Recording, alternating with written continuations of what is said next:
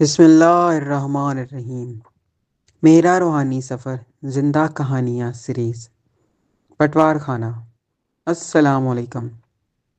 یہ زمین کروڑوں سالوں سے موجود ہے اور نہ جانے کب تک رہے گی، جس کا ایک حصہ خشکی اور باقی پر پانی ہے۔ جو خشک ہے اس حصے پر بھی پہاڑ، جنگلات، دریا، نہریں اور برف ہے۔ اس چھوٹے سے حصے پر قبضہ کرنے کے لیے انسان چوہوں کی طرح اس کو دن رات کھود رہا ہے، اس کے لیے لڑ رہا ہے۔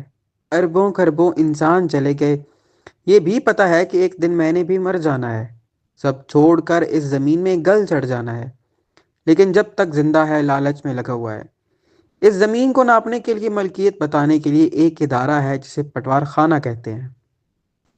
سرکاری طور پر پٹواری کو دفتر میں کرسی پر بیٹھنے کی اجازت نہیں، لیکن کتنے ہی لوگوں کی کرسیاں، مسندیں، گدیاں، شملے، پگڑیاں، عزتیں پٹواری کے دم سے بچی ہوئی ہیں۔ میں نے جب پٹواری کا کورس پاس کیا تو میرا استاد کہتا تھا، بیٹا پٹواری بھینس پر ہاتھ پھیر دے تو وہ 2 کلو دودھ اور 3 کلو گوبر زیادہ دیتی ہے، اور اگر پٹواری کسی ڈنگر یعنی جانور کو نفرت سے دیکھ لے تو اسے چرنے کے لیے کسی زمین سے سوکھی گھاس نہ ملے۔ پٹواری اگر کسی زمین کو نظر لگا دے تو نہ وہاں تعمیرات ہوتی ہے نہ ہریالی، وہاں پھر شہر کے لوگ گند ہی پھینکتے ہیں۔ مجھے جب پہلی دفعہ پٹوار کا حلقہ الاٹ ہوا، پہلے تو سمجھ نہ آئی کہ کیا کروں، کیونکہ میرے اندر کچھ ایمانداری کے کیڑے موجود تھے، لیکن یقین جانے نہ ہی اوپر والے لحاظ کرتے ہیں اور نہ عوام۔ پٹواری کا سینہ رازوں سے بھرا ہوا ہوتا ہے۔ کس نے بہن، بیٹی، بھائی، یتیم، لاوارث، غریب رشتہ دار کی زمین دبائی، شمالات پر قبضہ کیا، زمینوں پر قبضے کے لیے مسجدیں، قبرستان بنائے، سیاسی جلسے کیسے کامیاب کرائے جاتے ہیں، سب کچھ پٹواری کے سینے میں محفوظ ہے۔ پٹواری زمین پر بیٹھ کر زمینوں کے بارے میں عرش کے فیصلے کر دیتا ہے۔ بہت جلد میں بھی یوز ٹو پٹواری بن گیا، سسٹم کا حصہ۔ صاحب بہادر اگر علاقے میں شکار کے لیے آتے تو جنگل میں منگل ہم پٹواری ہی لگاتے ہیں۔ شکار پر ہمارے کرندے جھاڑیوں میں چھپ کر تیتر پکڑ بیٹھتے ہیں اور صاحب کے لیے تیتر فضا میں اڑاتے ہیں، اور صاحب بہادر بندوق سے نشانہ بناتے ہیں۔ بعض اوقات نشانہ نہ لگنے پر دور سے ہمارے کرندے تیتر خود مار کر پکڑ کر لاتے ہیں کہ صاحب کا نشانہ تو بہترین تھا، بس کم بخت تیتر سخت جان نکلا، اڑ کر دور جا گرا۔ ہمارے ملک میں جن محکموں کے نیچے پے آتی ہے، یعنی پولیس، وابٹا اور پٹوار، ان سے کام نکلوانے کے لیے پہیے ہی لگانے پڑتے ہیں۔ جنرل ایوب کی زمانہ فرعونیت میں ان کی والدہ نے ان سے شکایت کی کہ علاقے کا پٹواری پیسے زیادہ مانگتا ہے۔ انہوں نے اپنے اے ڈی سی کو بھیجا تو پٹواری نے دلیری کا مظاہرہ کرتے ہوئے پیسے مانگ لیے۔ اے ڈی سی نے ایوب خان کو سارا ماجرا بتایا۔ اے ڈی سی کا خیال تھا کہ فیلڈ مارشل صدر پاکستان جلال کا مظاہرہ کرتے ہوئے پٹواری کو بھسم کر دیں گے، لیکن جنرل صاحب نے ایک زوردار کہکا لگایا اور کہا، پٹواری جو مانگتا ہے دے دو، ورنہ ایسا نہ ہو کہ وہ بدماش کاغذات میں ایسی ہیر پھیر کرے یا کمی بیشی کر دے کہ اگلی نسل کے لیے مصیبت ہی بنی رہے۔ ہم پٹواری ایسے ڈاؤن ٹو ارتھ ہوتے ہیں کہ بڑے سے بڑے شملے والے بھی زمین کے چکر میں ہمارے پاس زمین پر ہی بیٹھتے ہیں۔ زمینوں کے خسرے نمبر، کھیوٹ، کھیتونی، مشترکہ کھاتے، مخصوص کھاتے، یہ ایسے چکر ہیں کہ جن سے آپ کی کشتی کو پار پٹواری ہی کر سکتا ہے۔ زرعی اراضی سینٹرز بن گئے ہیں، زمینیں کمپیوٹرائزڈ ہو گئی ہیں، لیکن بس شکلیں تبدیل ہوئی ہیں۔ سمجھے سانپ زیادہ بڑا اور زہریلا ہو گیا ہے۔ ابھی بھی پٹواری ناراض ہو جائے تو آپ کی زرخیز میدانی زمینیں کسی دریا میں ملیں اور ان کو دریا سے نکالتے نکالتے آپ کی 2 نسلیں کام آ جائیں، یا آپ کا شہری رہائشی پلاٹ مریخ یا چاند پر پہنچ جائے۔ پٹواری بیچارہ بھی کیا کرے؟ پاکستان میں صرف دولہا نہیں ہوتا، دولہے کے ساتھ باراتی بھی ہوتے ہیں، اور وہ پوری طرح تیار ہو کر آتے ہیں کھانے کے لیے۔ پٹواری کو ہر فرد کا پورا پورا حساب دینا ہوتا ہے۔ میری زندگی میں پیسے کی ریل پیل تھی، پیٹ پیچھے لوگ گالیاں نکالتے، منہ پر سلام کرتے، عیاشی کے سارے ذرائع میسر تھے، لیکن اب دل بھر گیا تھا۔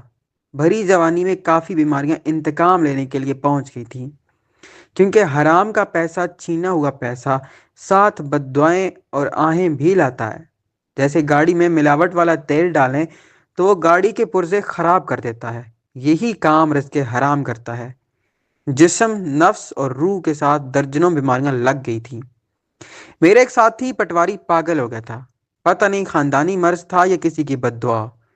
پورے گاؤں میں پاگلوں کی طرح لوگوں کو گالیاں دیتا رہتا تھا۔ پٹواری چاہتے ہوئے بھی سسٹم سے نکل نہیں سکتا۔ پٹواری سے اوپر نیچے گردور، تحصیلدار، دیگر دفتری عملہ، اراضی سینٹر یا محکمہ مال کے لوگ ہیں جو صرف مال بنانے کے لیے ہی محکمہ مال میں آتے ہیں۔ ہمارا ایک ساتھی پٹواری جو ایک اعلیٰ فوجی افسر کا بھائی تھا، اس نے بھائی کی سیٹ سے پورا فائدہ اٹھایا اور کتنے حلقوں کی زمین 72-73 کر دی۔ میں 5ویں اسکیل کا پٹواری، جس کو کرسی پر بیٹھنے کی اجازت نہیں، لیکن میرا آفس ایک کوٹھی میں تھا اور میرے پاس 5 پرائیویٹ منشی تھے جو سارا دن کمائی کرتے تھے۔ میرے بچے شہر کے مہنگے ترین سکولز میں پڑھتے تھے۔ میری بیوی پورے گاؤں میں چودھرائن پٹوارن کہلواتی تھی۔ جب میں پٹواری بنا تو میرے چاچا چودھری نے رشتہ دے دیا کہ دامادی کے اعلیٰ معیار پر تم سے زیادہ کوئی حقدار نہیں، کیونکہ چاچے بھتیجے کے علاوہ چودھری اور پٹواری کا رشتہ خاص ہوتا ہے جسے دامادی زیادہ مضبوط کر دے گی۔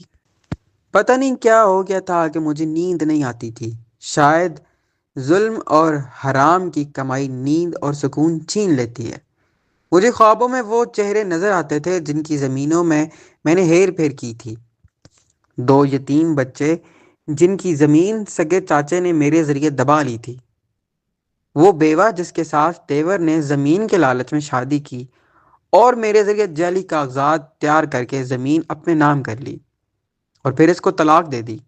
ایک بھتیجے نے بے اولاد کروڑ پتی چچا کی خدمت کے لیے ساتھ ہو گیا، اور جب ساری زمینیں نام کروا لیں تو اسے فارم پر اکیلے مرنے کے لیے چھوڑ دیا اور وہ تنہائی میں تڑپ تڑپ کر مر گیا۔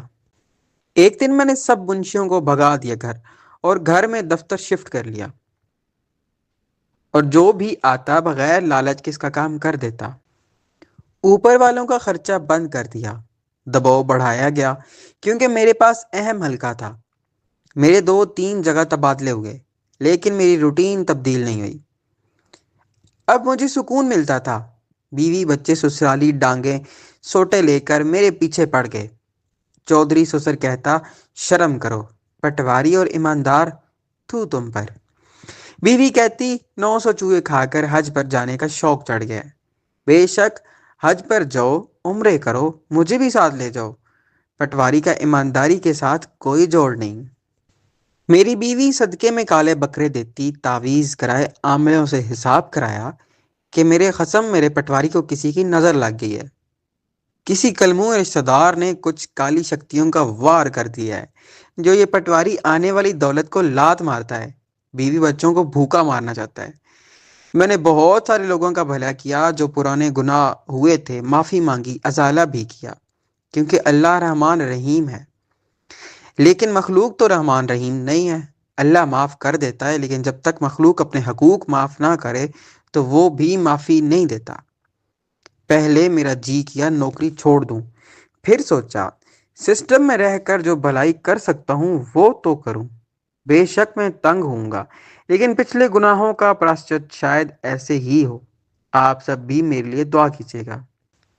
آخر میں شکریہ ادا کروں گا اپنے استاد محترم عباس حمدانی کا، جنہوں نے اتنی پیاری سٹوری لکھی۔